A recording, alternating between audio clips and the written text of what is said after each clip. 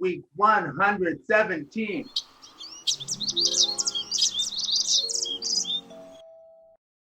When was the last time you had a serious disagreement with someone?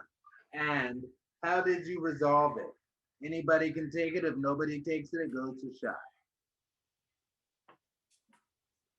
Um, the last disagreement, um, yeah, I did have a disagreement not too long ago, but realistically, it was resolved because I had to take a step back and look at the position I played in the situation. So, I mean, that's pretty much all you can do when you have a disagreement. Either you're wrong or you're right, but to the other person, they might be right, you might be wrong. It's all the difference in your perception of things. All right.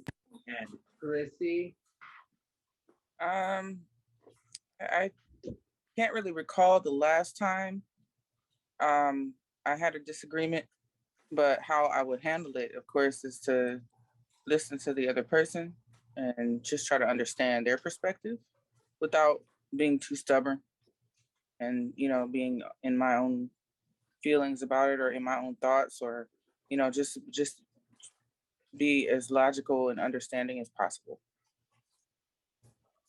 all right. And Lamont. Yeah, I try not to argue too much. I say my piece. I let people say their piece, and it's fine, bro. You can feel how you want to feel, and I just move on. Like I just clarify and just let you do you. So it's been a while, but I think it's okay to be like to disagree with people, and might even get a little heated. But I just like a disagreement. You're different people. You should disagree. So I kind of embrace things. It's like, okay, you're supposed to think different because you were raised different. I got some stuff going on. You got some stuff going on. So we're gonna look at things different. So I think it's just listening and just trying not to be disrespectful. All right. And the next card.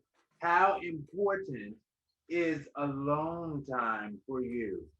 Could you be in a relationship with someone who is the complete opposite of you when it comes to alone time? Alone time is important. Yeah, I think it's important to me. Um, and what was like? What you wait? What was the second part? How would I? Could you be in a relationship with somebody who's the complete opposite? No, not at all. Okay. I wouldn't be able to. And who's next?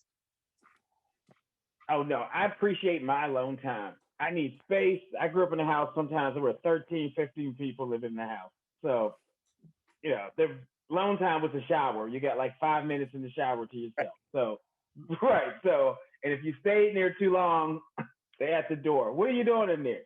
So when I moved out, I appreciate my alone time. And it's so even like alone trips. Like you can, if you're in a relationship, you can go on a trip by yourself because you are a whole person and you need that. And if your partner can't appreciate that, they need to check themselves because they got some attachment stuff. All right. And Chrissy, you're the last one. I agree with all of that. I definitely value solitude. I have 4 children, so I couldn't even use the bathroom alone. Couldn't even go tinkle. It just wasn't happening. But yeah.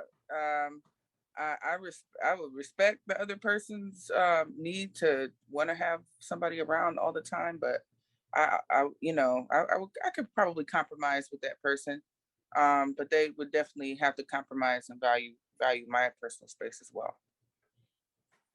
All right. Now, here's one, and it's a tough one. But if your significant other develops a serious illness and can no longer perform certain conjugal duties, and she gives you a pass to get sex elsewhere, might you use it? Why or why not? I'm allowed to have a green pass with Michael Strahan. We've already agreed with that. It's fine. So, I guess gotta come back with a good story. With the gas, not with the fixed gas. When he had the gas. Oh, I know that's Is it is it a spouse or a partner the significant other. or a significant other? If it's a long-term relationship, if you're in it for the long haul, I mean, I wouldn't be going outside of the relationship. I wouldn't be going outside the relationship just because they can't do those things anymore. Because one day you're not going to be able to, and then after that, then what?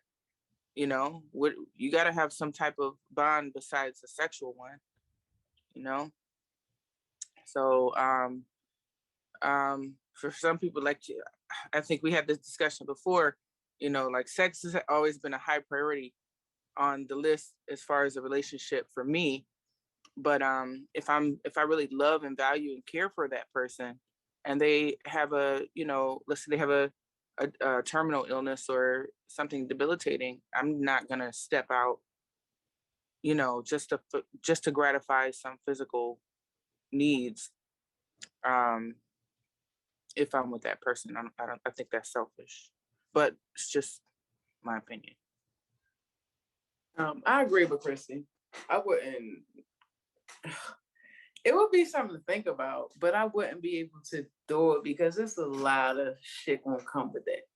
Like, and I just rather not even take my chances. Yeah, that's a hard conversation to have. So, Yeah. baby, I know I love you, but I'm gonna go and dip out over here. I can't even think about that type of conversation. It's just not. We're not gonna be together because I'm a serial monogamous, Aaron. Like, I just I don't know. I don't want, if I'm gonna sleep with you, we gonna be together. Like, I'm not about to be just hooking up. It's just not something I'm comfortable with. But yeah, go ahead. All right. And we might get to all five. Well, at least four. And number 4 is, have you ever dated multiple people at the same time? And do you think it's okay to do so? Why and why not?